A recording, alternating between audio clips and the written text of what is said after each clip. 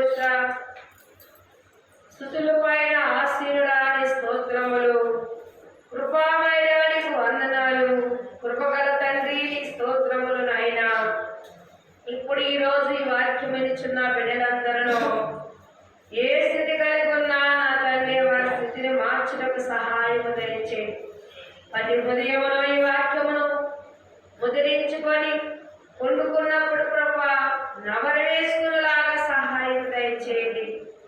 ప్రభా ఎట్టి వ్యాధిగ్రస్తులైనా యేసు నామములో స్వస్థతలు కలుగునగాక. ఏడ్చిన బాగు చేసిన దేవా స్తోత్రములు.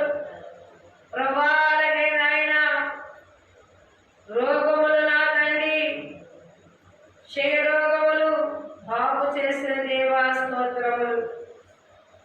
అలాగే రక్త కణములు బాగు చేసిన దేవా స్తోత్రములు.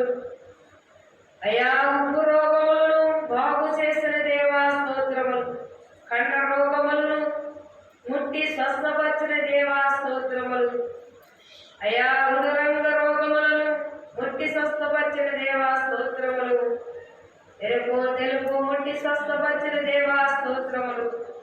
అలాగే ఉప్పు రోగములు ముట్టి స్వస్థపరిచిన దేవా స్తోత్రములు చేసుకొని అలాగే నెమ్మది లేని బిడ్డలకు నెమ్మదులు దయచేయి. రక్షణ లేని వారికి రక్షణ దయచేయి. మారుమనసు లేని వారికి మారుమనసులు దయచేయి.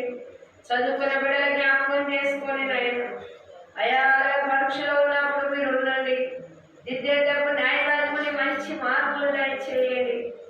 అలాగే వివాహాన్ని బిడ్డలకు యవనస్తులైన వారు ఎటువైపు దారి వల్ల నాయన వారికి నాయన వివాహానికి ఎదురు చూస్తున్న బిడ్డలకు స్త్రీ అయితే పురుషుని సిద్ధపరచండి, పురుషుడైతే స్త్రీని సిద్ధపరచండి నాయన.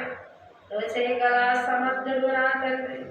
అలాగే అపరాధ చదువుకున్నారేమో జాబులు వచ్చడం సహాయం దయచేయండి. కలిసి ఉండకు దీవించండి ప్రభా స్తోత్రములు.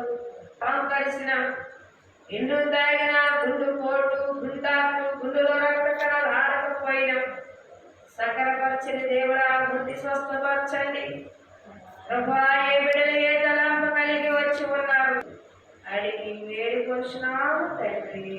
ఆమేన్.